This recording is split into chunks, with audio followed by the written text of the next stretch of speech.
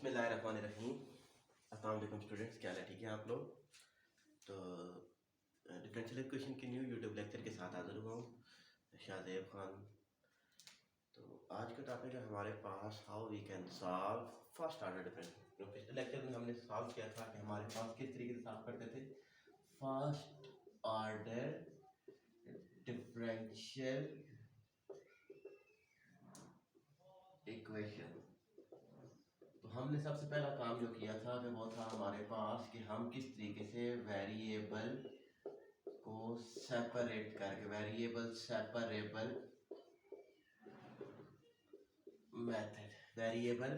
Separable method को हम किस तरीके से सॉल्व करते थे। अब नेक्स्ट हमारे पास था दूसरा, हम मेथड को सॉल्व करेंगे कि how we can solve homogeneous and non homogeneous differential equation. तो हमारे पास सबसे पहली बात तो ये है कि हमारे पास होमोजेनियस डिफरेंशियल इक्वेशन कौन सी होती है कि f of lambda x and lambda y is equal to lambda power n into f of x y. This is known as homogeneous differential equation of nth order. कि कोई भी function इस तरीके से कंडीशन सेटिस्फाई कर जाए तो उसको हम होमोजेनियस डिफरेंशियल इक्वेशन कहते होते थे। अब एक और बात हम कह रहे थे कि हमारे पास होमोजेनियस डिफरेंशियल इक्वेशन कौन सी होती है कि जो हमारे पास इस तरीके से होमोजेनियस डिफरेंशियल इक्वेशन आ जाए कि 3x² plus x y over x cube plus y cube. कि हमारे पास फंक्शन इस तरीके से आ जाए कि f1 of x y over f2 of x y, ऊपर नीचे दो फंक्शन हों, दोनों का हमारे पास आर्डर आपस में, इसका आर्डर क्या है 2, 1 प्लस 1, तो इसका आर्डर सिंगल हमारे पास क्या था, इसका आर्डर भी 2 था। तो हमारे पास किसी भी डिफरेंशियल इक्वेशन का आर्डर हमारे पास सेम आ जाए।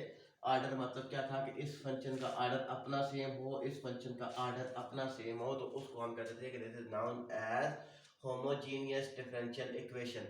तो हम क्या करते थे कि होमोजेनियस डिफरेंशियल इक्वेशन को रिड्यूस करते थे वेरिएबल सेपरेबल मेथड में।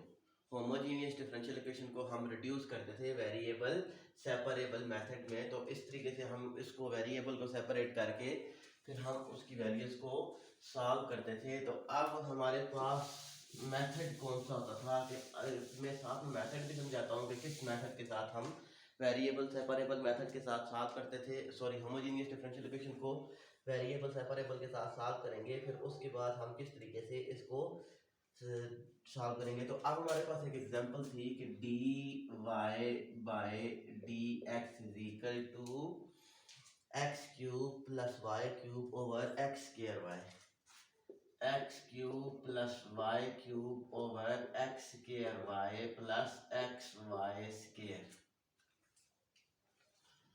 तो अब हम क्या करते थे बेटा कि ये हमारे पास फर्स्ट ऑर्डर डिफरेंशियल इक्वेशन है, होमोजेनियस डिफरेंशियल इक्वेशन है, because here we have order same. तो इसको हम कहते थे कि ये हमारे पास होमोजेनियस डिफरेंशियल इक्वेशन है। तो होमोजेनियस डिफरेंशियल इक्वेशन को सॉल्व करने के लिए हम क्या करते थे कि let y is equal to v x, या हमारे पास y over x is equal to v, हमारे पास हम कहते थे कि v भी हमारे पास एक x का फंक्शन है। तो अब हमारे पास क्या आ जाएगा कि हम सबसे पहले क्या करते थे कि अगर हम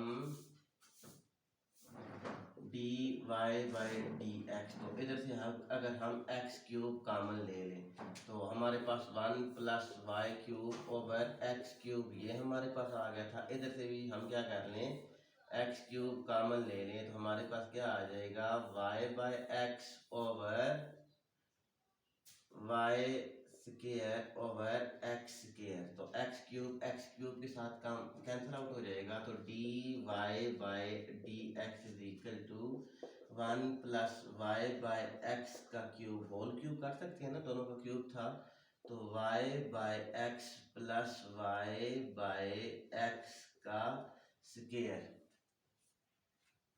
तो नेक्स्ट था हमारे पास कि हम इसको कहते थे कि ये वेरिएबल हमारे पास किस फॉर्म में आ जाएगी कि ये हमारे पास वेरिएबल आ जाएगी, तो हम इसमें सब्स्टिट्यूट कर दें जो हमारे पास हमने लेट किया था। हमने लेट क्या किया था कि y by x is equal to v. तो अब हमारे पास इधर से एक वेरिएबल और भी फाइंड आउट कर लें, dy बाई डी एक्स। तो हमारे पास क्या आ जाएगा, first into derivative of second plus second into derivative of first. को v भी हमारे पास x का फंक्शन था, तो दोनों फंक्शन मल्टीप्लाई हो रहे थे, तो हमने प्रोडक्ट रूल लगा दिया। तो dy by D x is equal to v plus x D we by D x. तो ये वैल्यूज हम पुट आउट कर दें अपनी जो हमारे पास होमोजीनियस डिफरेंशियल इक्वेशन थी, इस फॉर्म में हमारे पास आई थी। तो अब हमारे पास dy बाई डी एक्स की वैल्यू क्या थी, v plus x D we by D x is equal to, तो one plus we cube over V plus we square.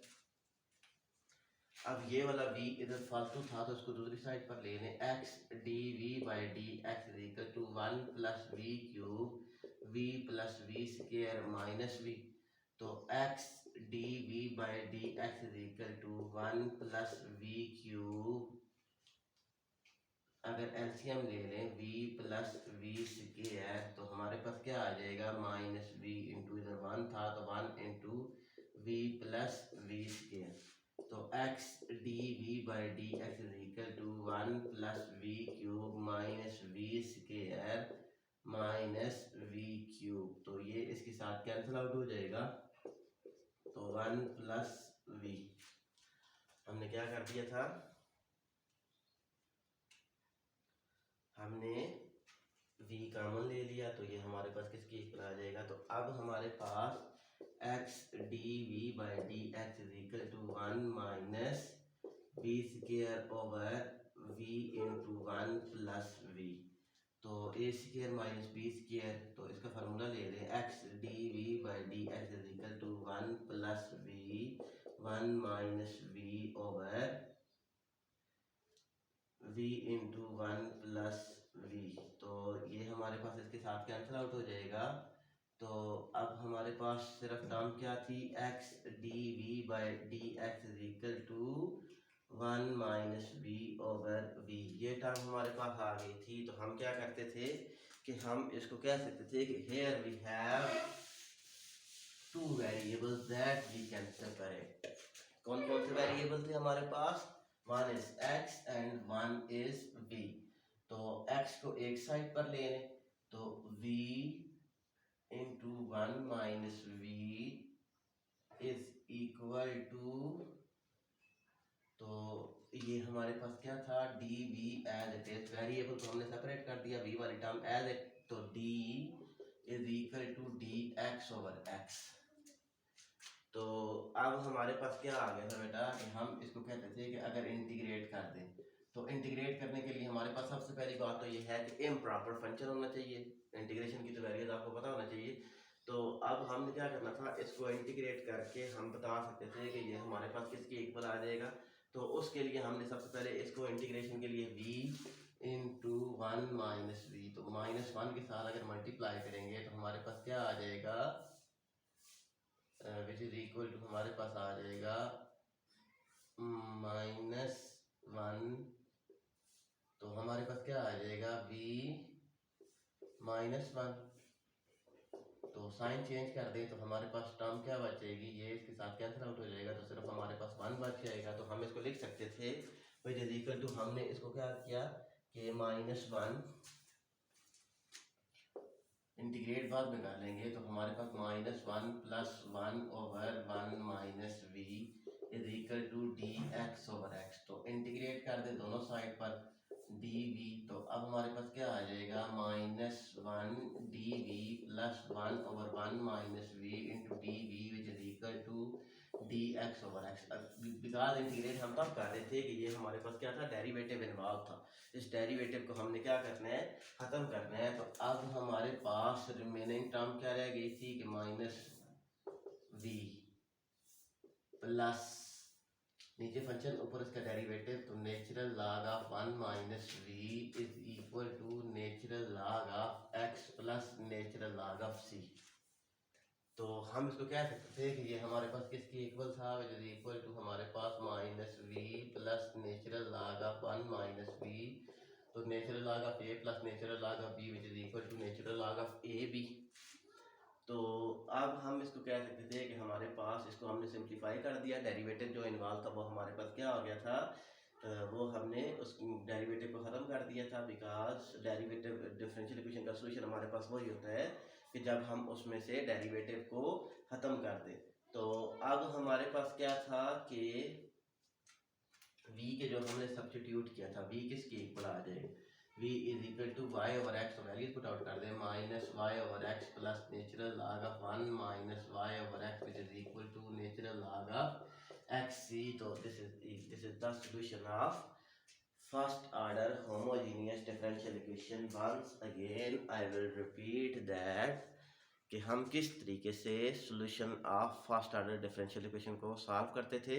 कि होमोजीनियस डिफरेंशियल इक्वेशन कौन सी होती थी, this is the homogeneous differential equation. इस homogeneous differential equation को हम क्या करते थे, होमोजीनियस डिफरेंशियल इक्वेशन को हम सब्स्टिट्यूशन करते थे y is equal to d over x. Here we will get कि ये हमारे पास होमोजीनियस डिफरेंशियल इक्वेशन थी।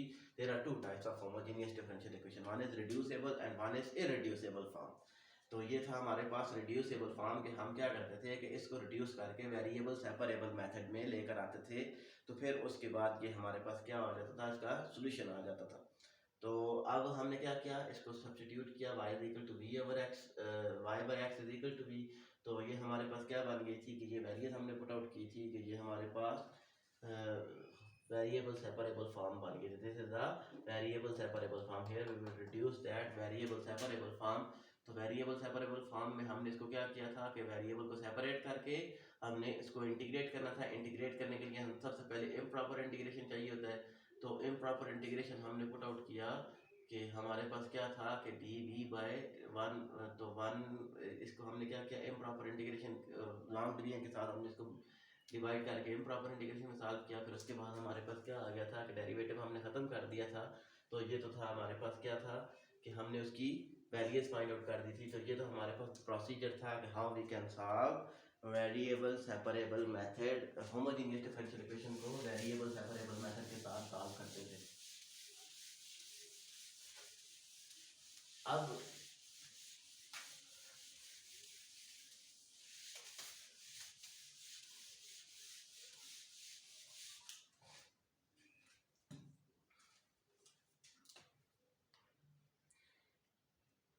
होमोजेनियस डिफरेंशियल इक्वेशन के दो मेथड थे।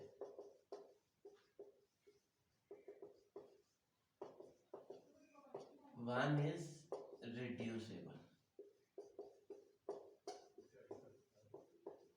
reducible form, second is irreducible form। Reducible form का मतलब ये था कि हम उसको रिड्यूस कर देते थे वेरिएबल सेपरेबल फॉर्म में। अब इररिड्यूसिबल फॉर्म कि a1x plus b1y plus c1 into d x is equal to, यहाँ हम इसको कहते थे कि ये हमारे पास किस फॉर्म में आ जाए, into c1 is equal to D x plus a2x plus b2y plus c2 into d y is equal to 0। या हम इसको इस फॉर्म में भी लिख सकते थे कि ये हमारे पास इक्वेशन इस फॉर्म में आ जाए कि ये हमारे पास होमोजीनियस नॉन होमोजीनियस, इसको हम इस फॉर्म में भी लिख सकते थे कि d y by D x is equal to a1x plus b1y plus c1 over a2x plus b2y plus c2। Now this is the homogeneous differential equation, is also a homogeneous differential equation linear form में, कि हमारे पास homogeneous differential equation थी। तो इसको हम क्या करते थे कि ये हमारे पास irreducible form थी। कौन सी फॉर्म थी, irreducible फॉर्म थी। irreducible फॉर्म भी हमारे पास दो तरह की होती है, इसकी भी हमारे पास दो पार्ट्स होते हैं। वन इज कि अगर हमारे पास a1 over a2 is equal to b1 over b2 आ जाए, तो उसके लिए हम सब्स्टिट्यूशन करते थे, x is equal to x plus h and y is equal to y plus k। ये हम उसके लिए सब्स्टिट्यूशन करते थे कि हमारे पास x is equal to x plus h y plus k। तो फिर हम इसमें वैल्यूज पुट आउट करते थे कि ये हमारे पास कौन सी वैल्यूज आ जाएगी कि ये हम कहते थे कि ये हमारे पास x इज इक्वल टू, तो इस इक्वेशन में वैल्यूज पुट आउट करते थे कि ये हमारे पास क्या आ जाएगा, a1 x plus h plus b1 y plus k plus c1 into d x plus a2 x plus h plus b2 y plus k plus c2 into d y. तो हम क्या कहते थे कि ये हमारे पास a1 x plus b1 y plus a1 h plus b1 k plus c1 into d x plus a2 x plus b2 y plus a2 h plus b2k plus c2 into d y. तो हमने क्या कर दिया था कि इसको हमने simplify करना था कि ये हमारे पास क्या आ जाएगा कि अब ये जो टर्म थी इसको हम कहते थे कि ये टर्म हमारे पास फालतू आ गई थी, इसको हम कहते थे कि a1h plus b1k plus c1 is equal to 0 and a2h plus b2k plus c2 is equal to 0। इधर से हम h और k की वैल्यूज फाइंड आउट करेंगे और इस इक्वेशन में वैल्यूज पुट आउट करेंगे, फिर इसको हम सॉल्व करेंगे। तो ये हमारे पास क्या आ जाएगा, रिड्यूसेबल फॉर्म, इररिड्यूसेबल फॉर्म ये हमारे पास क्या आ जाएगी कि ये हमारे पास रिड्यूस हो जाएगी होमोजीनियस डिफरेंशियल इक्वेशन में, जिसको हम फिर से वेरिएबल को सेपरेट कर देंगे।